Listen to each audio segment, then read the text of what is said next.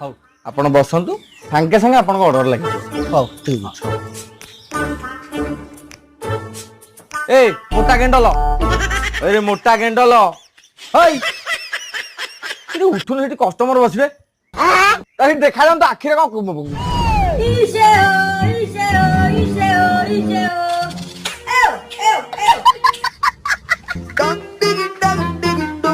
ମଉସା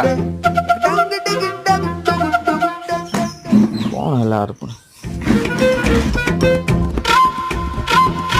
କଣ ହେଲା 65 ଅର୍ଡର ନେଇଗଲ ଦହି ଅଛି ମାରିବା ପାଇଁ? ଦହି କଣ ଦରକାର? ଆରେ ତୁ ସେ ଚିଲି ଚିକେନରେ ଭୁଷୁଙ୍ଗ ପତ୍ର ମାରି ଦଉନୁ। ତମ ଭୁଷୁଙ୍ଗ ପତ୍ର ମାରି କଷ୍ଟମର ମାରିବ ନାଇଁ? ବିନା ଦହିରେ ହବନି 65। ଆଉ ଚିଲି ଚିକେନ ନବ? ଚିଲି ଚିକେନ କଣ ସେ ମୋଟା କ୍ୟାଣ୍ଡଲକୁ କହୁନୁ, ସେ ଯାଇ ଦହି ଟିକେ ନେଇ ଆସିବ।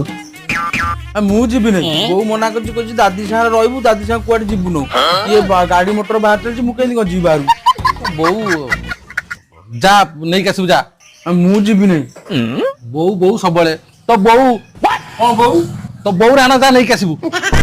ବୋଉ ରାଣ ପକଉଛ? ସବୁ ଖରାପ ପିଲାଟା।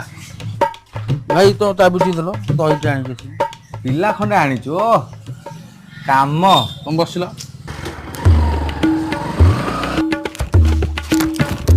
ଭାଇ ଦହି ମିଳିବ?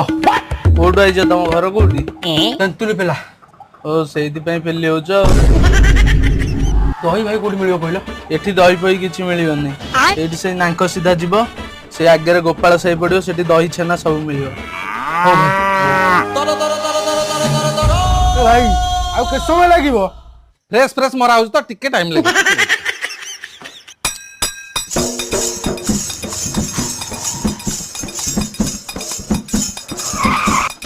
ଭାଇ ଆଜ୍ଞା ଏ ଯୋଉ କ୍ଷୀର ଦହି ମିଳେ ତାଙ୍କ ଘରଟା କୋଉଠି? ଏଇ ଆଗଟା ବା, ଚାହୁନାହାନ୍ତି ଏଇଟା ତ? ଆଜ୍ଞା।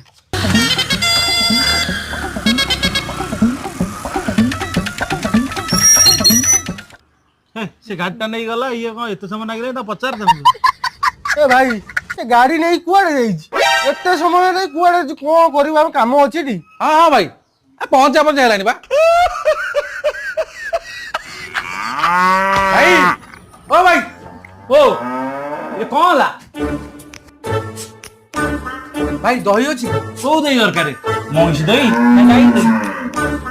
ଯୋଉ ଦହି ହବ ଦେଇଦିଅ। ମଇଁଷି ଦହି ଭାଇ ଆମ ପାଖରେ ନାହିଁ। ତାହେଲେ ଗାଈ ଦହି ଦେଇଦିଅ ନା। ଆଉ ତମେ ଆଇଛ ବୁଝିଲ, ତମେ କଣ ମତେ କହିଥିଲ ଏ ଦହି କଣ ସାଙ୍ଗେ ସାଙ୍ଗେ ହେଇଯିବ? ଦହି ପାଇଁ ପୁଣି ସମୟ ଲାଗିବ ନା ନାଇଁ? କୁଆଡୁ ପଳେଇ ଆଇଲ, କହିଲେ ନା କଣ ଦହି ଦିଅ, ଦହି ପାଇଁ କିଛି ନାହିଁ। ଯଦି ତମର କ୍ଷୀର ଛେନା ଦରକାର ନିଅ।